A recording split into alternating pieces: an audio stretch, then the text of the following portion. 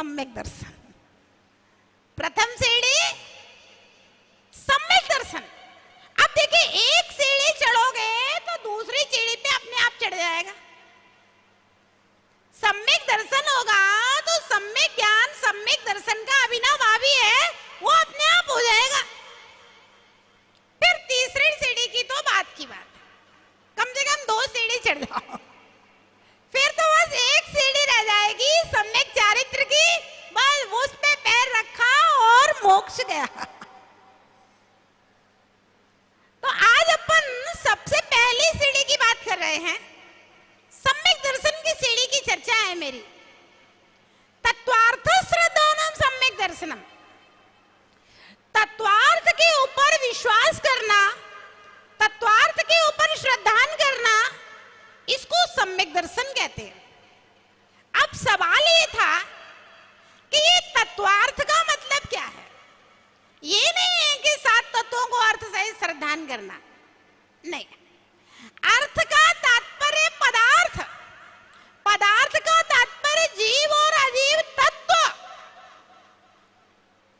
उन जीव और अजीव तत्व, पदार्थ, अर्थ एक ही बात है।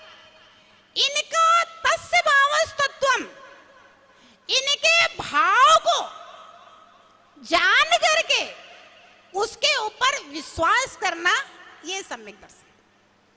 अच्छा, मेरा आपसे एक सवाल है,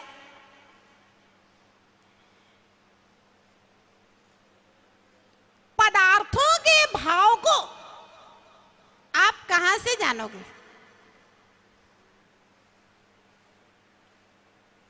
पंडित जी, अभिषेक भैया, पदार्थों के भाव को आप कहां से जानेंगे?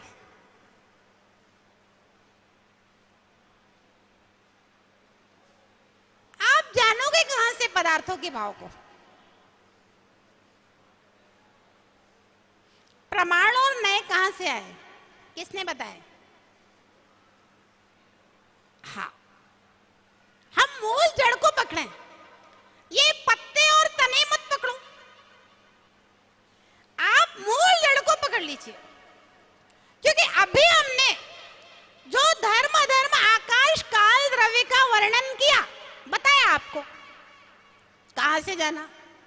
भाई आकाश तो मुझे भी नहीं दिख रहा, कालाणु तो मुझे भी नहीं दिख रहा, ना मुझे धर्म द्रव्य दिख रहा है, ना अधर्म द्रव्य दिख रहा है, और ना किसी छद्मस्त की इन 4 द्रव्यों में पकड़ है। कहां से जाना? सर्वज्ञ भगवान की वाणी। कहां से जाना? सर्वज्ञ भगवान की वाणी। सर्वज्ञ को पकड़िए, आप सीधा वहां जाइए। बताया ना, जिन वाणी स्तुति में पढ़ते हो, वीर हिमाचल ते निकसी, गुरु गौतम के मुख कुंड डरी, मोह महाचल भेद चली, जग की जड़ता सब दूर करी। कहां से निकले? वीर हिमाचल से। भगवान महावीर के शासन में हम लोग विराज रहे हैं, इसलिए वीर हिमाचल से कह देते हैं। अब 24 तीर्थंकर की दिव्य ध्वनि एक जैसी होती है, कहीं कोई हेरफेर नहीं। अनंतों तीर्थंकरों की दिव्य ध्वनि एक जैसी होती है, कहीं कोई हेरफेर नहीं। तो हम लोग वीर हिमाचल से कह देते हैं, क्योंकि भगवान महावीर के शासन में विराज रहे हैं। जो स्वाध्याय का मूल मंगलाचरण है ना, पुराना जो सारे ग्रंथों में छपा रहता है, उसमें लिखा रहता है, श्री सर्वज्ञ देवा उत्तर ग्रंथ करतारा श्री गणधर देवा प्रति गणधर देवा तेषाम वचनोनुसार आचार्य उमा स्वामी विरचित तत्वार्थ सूत्र ग्रंथ श्रोतारा श्रावधांतरया शृण्वन्तु। कहां से आई? उमा स्वामी महाराज की नहीं है, पूज्यपाद महाराज की नहीं है, अकलंक स्वामी की नहीं है, विद्यानंद स्वामी की नहीं है। कहां से आई है? सर्वज्ञ देव से आई है, सर्वज्ञ देव से आई है। तो हम आपको बता रहे थे कि तत्वार्थ के ऊपर श्रद्धान करना सम्यक दर्शन है। अब हम तत्वार्थ को कहां से जाने, पदार्थों के भाव को कहां से जाने? तो जानने का अगर कोई मूल स्रोत है, कोई मूल स्रोत है, तो वह हमारे तीर्थंकर देव हैं। वीर हिमाचल से निकली सर्वज्ञ देवा, हमारी श्रद्धा सीधी वहां जाके जुड़ जाना चाहिए। अब देखिए, हाथी को जब सम्यक दर्शन हुआ, ना तो हाथी ने समय सार पढ़ा था, ना हाथी को कोई तत्वार्थ सूत्र के सूत्र याद थे, ना हाथी ने कोई सठखंडागम की वाचनाएं की थी, ना हाथी ने कोई वाद विवाद और तर्क किए थे। शेर को जब सम्यक दर्शन हुआ तो भैया शेर ने भी कोई तत्वार्थ सूत्र समय सार नहीं पढ़ा था, कोई सठखंडागम नहीं पढ़ा था, कोई रत्नगण श्रावकाचार नहीं पढ़ा था। बस मुनि के उपदेश से सच्चे देव के ऊपर विश्वास कर लिया, सच्चे गुरु निर्ग्रंथ दिगंबर वेश के ऊपर विश्वास कर लिया, और सर्वज्ञ देव ने जो कहा है, मुझे नहीं पता क्या कहा सर्वज्ञ देव, मुझे नहीं पता सर्वज्ञ देव ने क्या कहा है। सर्वज्ञ देव ने जो कहा है वो सब मुझे स्वीकार है। मैं उसको मन से, वचन से, काय से, आत्मा से स्वीकार करता हूं, सर्वज्ञ देव को स्वीकार करता हूं। भैया आप शांति धारा की बोली तो ले लेते हो, अभिषेक पूजा भी कर लेते हो, दर्शन भी कर लेते हो, लेकिन अगर सर्वज्ञ देव को स्वीकार कर लो तो ये सब करना सार्थक हो जाए, सफल हो जाए। अगर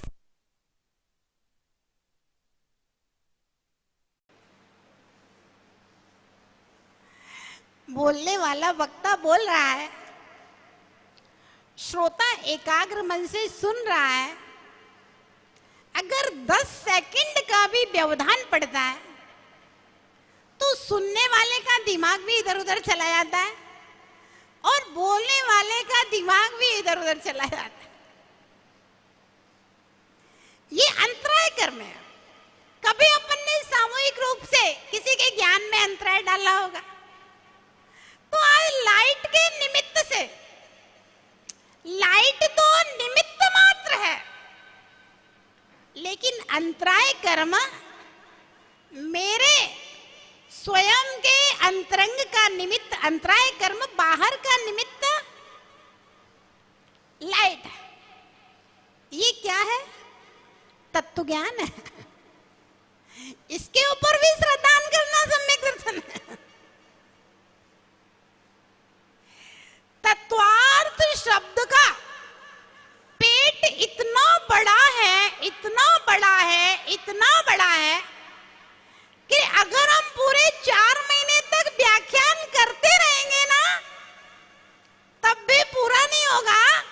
तत्वार्थ शब्द का पेट इतना बड़ा भंडार है तत्वार्थ में, क्योंकि तीनों लोकों में तत्वार्थ के बाहर तो कुछ है ही नहीं है।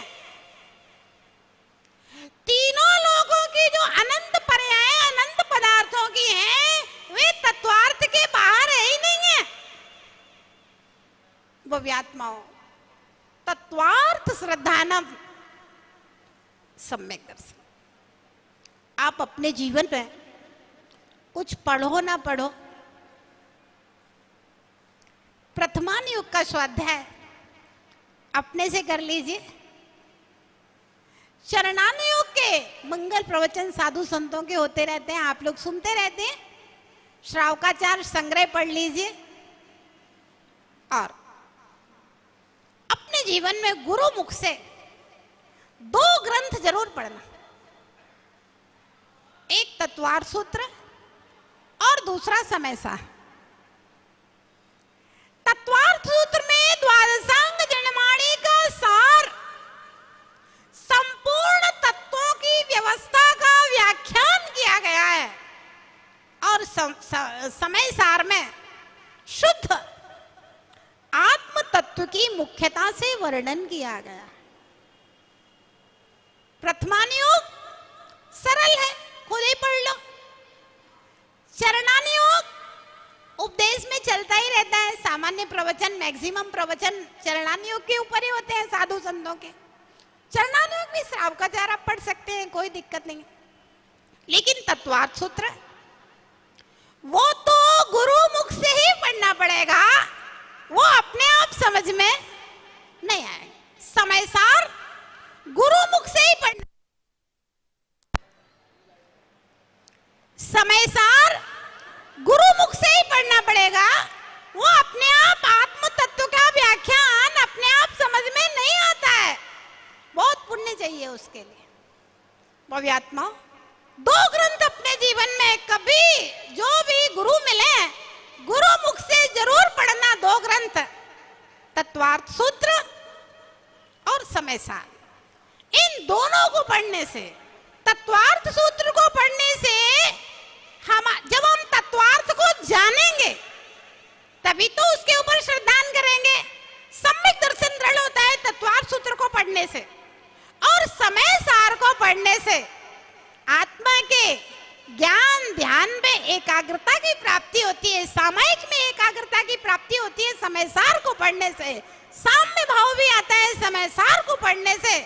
तो ये दो ग्रंथ आत्म कल्याण के लिए जब भी अवसर मिले जरूर पढ़ना। तो तत्वार्थ की चर्चा हम कर रहे थे, तत्वार्थ क्या है? तो पहली बात तो ये था सवाल कि आखिर तत्वार्थ को हम जाने कैसे, क्योंकि हर संप्रदाय वाला अपने अपने ढंग से तत्वों का व्याख्यान करता है, हर आदमी अपने अपने ढंग से तत्वों का व्याख्यान करता है। भाई हम किसके व्याख्यान को सही माने, किसके व्याख्यान को गलत माने, साधारण आदमी के लिए तो बहुत बड़ा सवाल है। जितने भी धर्म वाले अपने अपने ढंग से, तो ध्यान रहे छद्मस्तों के द्वारा कभी संपूर्ण तत्वार्थ का व्याख्यान, सम्यक व्याख्यान संभव नहीं है। वो एकमात्र केवल ज्ञानी तीर्थंकर जो लोकालोक को जानने वाले हैं, सर्वज्ञ हैं, सर्वज्ञानी, सर्वदर्शी हैं, उनके द्वारा ही संभव है। भगवान की वाणी, किसकी वाणी? विवाश्री माता जी की वाणी नहीं किसकी वाणी? भगवान की वाणी। हमारे मुख से हो सकती है यह अलग विषय है, लेकिन वाणी जिनेंद्र भगवान की वाणी। तत्वार्थ श्रद्धानम सम्यक दर्शनम, तत्वार्थ का श्रद्धान सम्यक दर्शन। जीव और अजीव तत्व, इनमें सबसे ज्यादा भ्रम पैदा होता है, इसलिए चार तत्वों को पहले शॉर्ट में समझा दिया। जीव और अजीव तत्व, इनको धीरे धीरे, अपने पास 8 दिन का समय है, तो धीरे धीरे करके समझ लेंगे तो अपने को कुछ तो आएगा। भव्यात्माओं, अभी तक हम शरीर को आत्मा मानते आए हैं, अपने आप को स्त्री पुरुष मानते आए हैं, अपने आप को स्त्री पुरुष मानते आए हैं। नीम के पेड़ को नीम का पेड़, आम का पेड़ को आम का पेड़, छिपकली को छिपकली, सांप को सांप, भैंस को भैंस, गाय को गाय, चिड़िया को चिड़िया, कबूतर को कबूतर, कौवा को कौवा मानते आए। यही तो मानते हैं ना? बोलो भैया, मानते हो ना कि नहीं मानते? मानते। अभी तक हम ये सब क्या है? जीव तत्व की परिभाषा है, जो रूप रस गंध स्पर्श से रहित ज्ञान दर्शन स्वरूप ही है वह जीव है। अजीब पुद्गल द्रव्य की परिभाषा है जो रूप रस गंध स्पर्श सहित अचेतन है वह पुद्गल द्रव्य है। बराबर? परिभाषा पक्की है ना? बोलो, पक्का है ना? जो रूप रस गंध स्पर्श सहित अचेतन द्रव्य है वह अजीब है, और जो रूप रस गंध स्पर्श रहित चेतन द्रव्य है, ज्ञान दर्शन स्वरूप है, वह अजीब है, सॉरी जीव है। पक्का है ना? किसी को इसमें भ्रम तो नहीं है? तीर्थंकर महावीर की वाणी है, मेरी वाणी नहीं है ना? आपने ग्रंथों में पढ़े है ना, महावीर की वाणी है। अब हमने कहा मैं कौन हूं?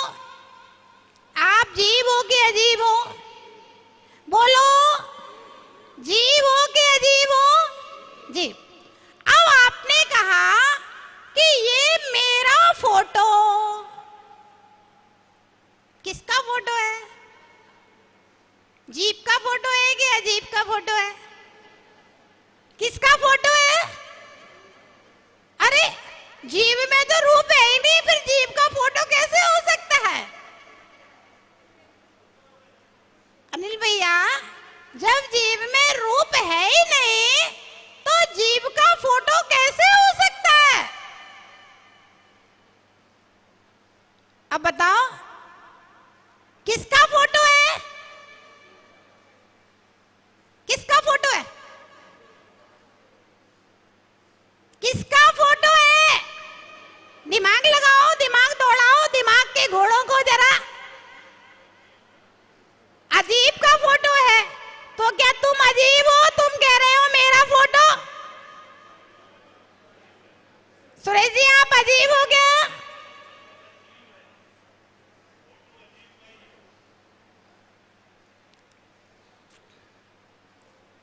बोलो।